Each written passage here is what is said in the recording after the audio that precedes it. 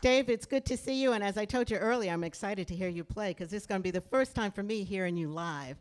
And as Sam said, we got Detroit in the house. That's your town. Oh, yeah. You're from Without a Detroit. doubt. And that is such a great city for music. I mean, it has a fantastic history. Of course, with Motown, everybody knows Motown, and so many soul and R&B icons from Detroit, but also a town with a great jazz history as well. Without a doubt. You Yeah. got Yusef Lateef. You can just start right there. Yeah. Well, Elvin you go on Jones, and you on and got on. it. Kenny Burrell, he's here in L.A., but originally from Detroit, and Barry Harris and all the Jones brothers. And as we said, we could go on and on and on. Yeah. But, you know, you have had such a diverse career in music. You've played with a wide variety of artists, not just jazz and R&B, but funk and country and folk and pop. And I was wondering, as a child, what was the kind of music that really first spoke to you? Well, I listen to, I think the key to it is I listen to a lot of different kinds of music, and I like a lot of different kinds of music. So when I hear music, I hear myself on it. So even if it doesn't fit, I'll go, this is what I would do if I was playing on it. I always think that. And then I try to think of what I would play to make the people who like that type of music, what would make them like it more, you know. So that's kind of my key to everything I've done. It's just I like all kinds of music. So, you know, I just kind of just hear myself on it, you know. Well, I read as a kid you saw Cannonball Adderley on TV. Oh, yeah, Tell yeah. us about that. Yeah, it was only at the time you only could see so many jazz musicians on TV, and it was a show. Steve Allen, you know, you got to be old to know about that. But he would actually have jazz on his show, and I looked on there and they had Cannonball Adderley, and I was like, wow, no, these guys are killing it. That's something different. I could do that. You know, it's like I want to do that. I didn't even play the sax, but I just that made me want to play the sax. You know. Well, how did you get to play the sax? Was that your first instrument? No, I actually started on clarinet. It's funny. My brother, who's a lawyer now, he always wanted to play the saxophone. So he would walk around and he'd have his thumb in his mouth and he was like acting like he played the sax. You know, so you know, this is my older brother, so of course I want to be like him. So I wanted to play the sax too. He happened not to have any talent in it. So one day one day Little sibling rivalry there. he came home with a little song flute, and he had things he had to learn on the song flute. So I picked it up and I learned all the songs, you know, that they were. So by the time I got to elementary school, they said, "Anybody play an instrument?" It's like, "I can." It's like, "What can you play?" I was like, "I can play that." And then they gave it to me, and I was, do do do do do do do do do do, you know that, you know, all the regular songs, and they were like, "Oh, you can play." And so I started playing clarinet from there, and I played clarinet for years, but you know, it wasn't a saxophone. I was like, you know, it's not cool like a saxophone, you know. And when I got my chance, I changed to sax, and that was it, you know. Well, growing up in Detroit with so many musical greats in Motown and in jazz, were there any particular mentors that were important to you? Yeah, I mean, I think we had a junior high. You know, I started playing in elementary school, so when I got to junior high, me and my friend, a couple of people that is in here know him. His name is Racy Biggs. We both started playing at the same time, and we had a music teacher his name was Mr. Schultze, and he was a jazz musician. You know, I guess he was, but he saw us playing, and he knew we'd like to play. So he would kind of let his room be our room. So if we had study hall, he said, "Well, y'all can come in here, you know, as long as you don't tear the room up or anything, you know." So we'd just be in the room, just practicing. And that year, the year I learned how to play sax, I said, "I just want to learn how to play sax." He said, "Okay," you know. He had a brand new alto sax that was at the school, and he said, "You're going to bring it back." And I said, "Yeah, I'll bring it back," you know. So he gave me the saxophone and said, "You can keep it over the summer."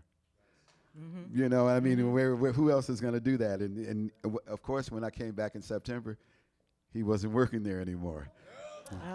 And so nobody knew I had the saxophone. So it went by a couple of weeks, but I was like, I got to bring the sax back. And when I brought it back, but by then, when I brought it back, I could play it.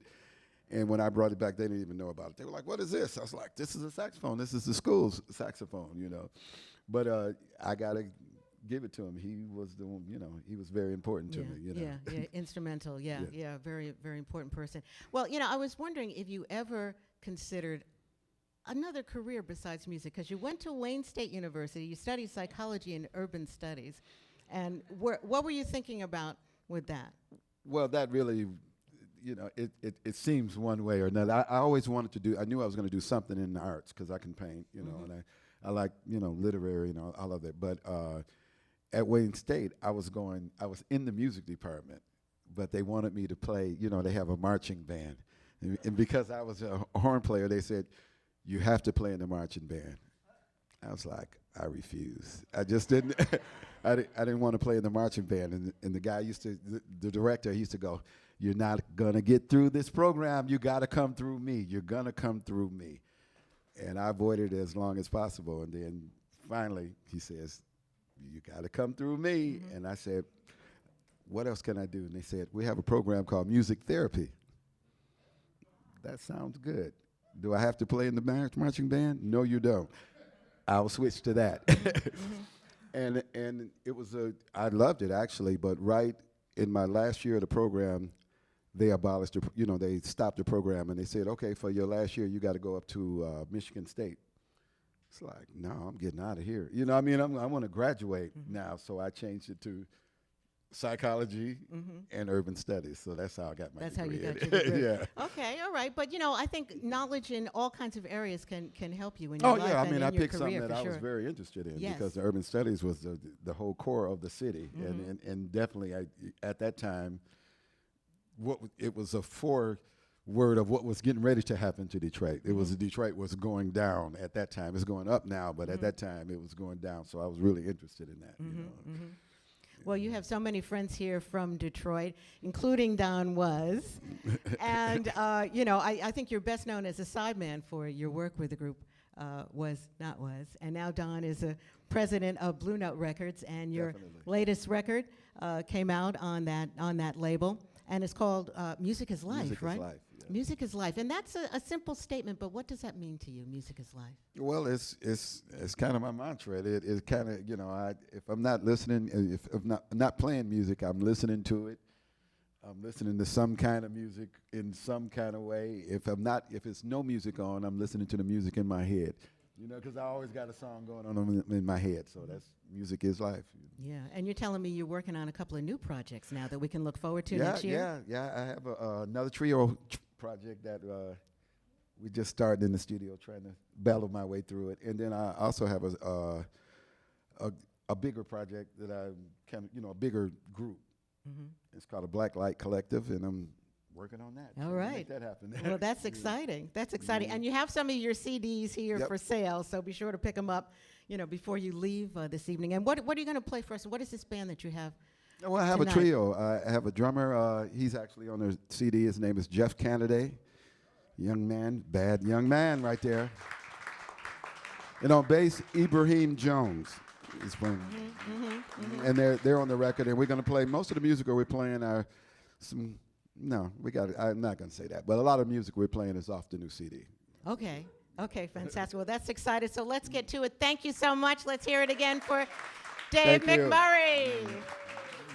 Be sure to pick up Dave's CDs, and we hope that you'll come out again to Mr. Musichead Gallery, because we are here every Wednesday. And next Wednesday, it's going to be Alan Pasqua with his trio, very fine pianist. And I'll be here actually for the next 2 Wednesdays, filling in for Leroy Downs. If you are a regular at the Just Jazz Live series, you know Leroy, and he's currently traveling all over Europe, so I'm going to be filling in for him for the next few weeks. So I want to thank Leroy, and I want to thank Fred Smith for having me here as well. And I hope you'll check me out on Sirius Satellite Radio.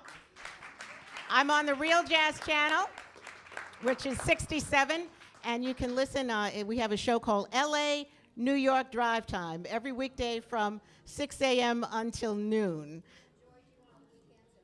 Oh, well, thank you so much. I'm happy to be here as well. I'm new to LA. I've only been here a couple of months, but I'm not new to the jazz music, to this music. I've been doing jazz radio for over 40 years, so it's great to be here in LA and get a chance to meet all of you. So thanks again for coming out. Thank you, Dave, and he'll be back in just a few minutes with the music. Thank you.